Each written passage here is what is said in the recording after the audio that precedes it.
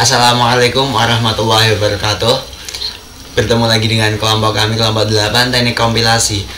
Pada kali ini materi yang akan disampaikan oleh kelompok kami adalah mengenai teknik optimasi. Sebelumnya kami akan memperkenalkan anggota kelompok kami. Yang pertama saya sendiri, Maulana Farhan Najib, dan di samping saya Muhammad Salim Ridho, dan di belakang Salim Ridho ada Fadisoni Pradana, dan di sampingnya Ahmad Warsun. Oke. Dan materi pertama akan saya jelaskan. Untuk materi yang pertama ada dependensi optimasi. Dependensi optimasi menghasilkan kode program dengan ukuran yang lebih kecil sehingga lebih cepat eksekusinya. Berdasarkan ketergantungan mesin ada dua jenis, yaitu yang pertama ada machine dependent optimizer, yang kedua ada machine independent optimizer, yaitu optimasi lokal dan optimasi global. Machine independent optimizer yaitu ada satu optimasi lokal, itu dilakukan hanya pada suatu blok dari suatu source code. Yang kedua ada optimasi global yang dilakukan dengan analisis flow, yaitu suatu graf berarah yang menunjukkan jalur yang mungkin selama eksekusi program. Penjelasan mengenai optimasi lokal. Folding yaitu nilai konstanta atau ekspresi pada saat compile time diganti dengan nilai komputasinya. Contoh instruksinya yaitu A.2 sama dengan 2 ditambah 3 ditambah B menjadi A.2 sama dengan 5 ditambah B. Yang kedua ada redundant sub-expression elimination, itu menggunakan hasil komputasi terlebih dahulu daripada melakukan komputasi ulang. Contoh urutan instruksinya yaitu A.2 sama dengan B plus C, X.2 sama dengan Y plus B plus C. B plus C redundant, bisa memanfaatkan hasil komputasi sebelumnya. B dan C redundant, bisa memanfaatkan hasil komputasi sebelumnya selama tidak ada perubahan pada nilai variabel. Selanjutnya akan dilanjutkan oleh Salim Ridho. melanjutkan optimasi lokal. Yang ketiga, optimasi dalam sebuah literasi. Yang pertama, loop unrolling, menggantikan suatu loop dengan menulis statement salam loop beberapa kali. Yang kedua, karena sebuah literasi pada implementasi ke level rendah memerlukan inisiasi nilai awal. Pada loop dilakukan sekali pada saat permulaan eksekusi loop. Pengetesan apakah variabel loop telah mencapai kondisi terminasi. Adjustment, penambahan atau pengurangan nilai pada variabel loop dengan jumlah tertentu. Operasi yang terjadi pada isi perulangan atau loop body. Contoh instruksinya adalah sebagai berikut.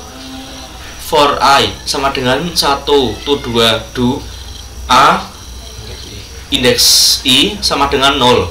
Optimasinya menjadi A indeks 1 sama dengan 0, A indeks 2 sama dengan 0. Pada instruksi pertama yang menggunakan literasi perlu dilakukan inisialisasi setiap eksekusi loop, pengetesan, adjustment, dan operasi pada tubuh perulangan. Kesemuanya menghasilkan banyak instruksi. Oleh karena itu, optimasi hanya memerlukan dua instruksi assignment. Frequency reduction, memindahkan statement ke tempat yang lebih jarang dieksekusi. Contoh instruksinya adalah sebagai berikut. For I sama dengan 1 do. For I sama dengan 1 to 10 do. Begin. X sama dengan 5. A sama dengan A plus I. N. Selanjutnya akan dijelaskan oleh Warsun. Oke, masih di optimasi lokal. Variabel X dapat dikeluarkan dari literasi menjadi X 2 sama dengan 5, for 1, for I sama dengan 1 to 10 do. Begin A sama dengan A plus I dan N. Yang keempat, strike reduction, mengganti suatu operasi dengan jenis operasi lain yang lebih cepat dieksekusi. Contoh, pada beberapa komputer, operasi perkalian memerlukan waktu lebih banyak daripada operasi penjumlahan. Contoh lain, A sama dengan A plus 1 dapat digantikan dengan increment A. Optimasi global biasanya dilakukan dengan suatu graf terarah yang menunjukkan jalur yang mungkin selama eksekusi program. Ada dua kegunaan optimasi global, yaitu bagi pemrogramer dan untuk compiler itu sendiri. Bagi pemrogramer membuat program dengan bahasa tingkat tinggi. Yang pertama,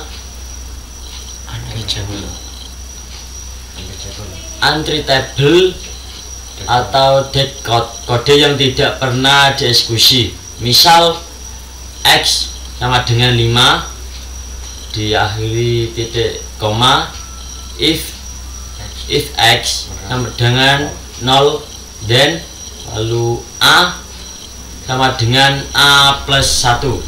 Instruksi A sama dengan A plus 1 tidak pernah dikerjakan karena kondisi X tidak pernah menjadi 0, sehingga memperlambat proses. Oke, selanjutnya akan dipresentasikan oleh rekan saya Fadli Doni. Oke, masih di bagi programmer, pembuat program yang tingkat tinggi, itu ada unused parameter. Di sini ada parameter yang tidak pernah digunakan untuk prosedur. Misalnya prosedur penjumlahan, di mana parameternya itu A, B, C dengan tipe datanya integer. Di dalam prosedur itu dideklarasikan variabel X, ada tipe datanya adalah integer. Itu ada begin X sama dengan A plus B lalu N. Parameter C tidak digunakan sehingga tidak perlu ditulis, karena di dalam program itu hanya ada X nya sudah dideklarasikan tipe datanya menjadi integer, sedangkan AB merupakan parameter yang tipe datanya juga integer, sedangkan C tidak dituliskan di dalam program karena pada prosedur penjumlahan C tidak pernah dikenakan pada suatu proses atau nilai. Jadi itu yang namanya unused parameter. Unused variabel yang tidak pernah digunakan. Misalnya ada program yang namanya program pendek, lalu AB dideklarasikan sebagai tipe data integer. Ada begin A itu sama dengan 5 lalu N. Variabel B tidak pernah digunakan dalam manipulasi sehingga tidak perlu dideklarasikan. Di situ sebenarnya itu variabel B karena C itu tidak ada. Variabel B tidak pernah digunakan karena di dalam program itu hanya ada A sama dengan 5, sedangkan B tidak dituliskan, namun dideklarasikan sebagai integer. Nah, itulah yang dinamakan unused variable. Selanjutnya ada variabel yang dipakai tanpa nilai awal.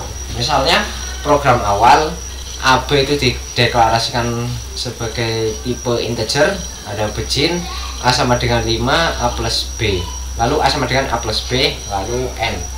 Variabel B digunakan tetapi tidak memiliki nilai awal. Nah, di situ terlihat A itu dideklarasikan diinisialisasi nilainya 5, lalu di bawahnya ada A sama dengan A plus B, sedangkan B itu tidak memiliki nilai awal, tidak diinisialisasi nilai awalnya. Lanjut, bagi compiler itu bisa meningkatkan efisiensi eksekusi program, lalu menghilangkan useless code atau kode yang tidak terpakai tentunya. Oke, ya sekian itu materi dari kelompok kami yang bisa kita sampaikan. Sampai jumpa di materi selanjutnya. Wassalamualaikum warahmatullahi wabarakatuh.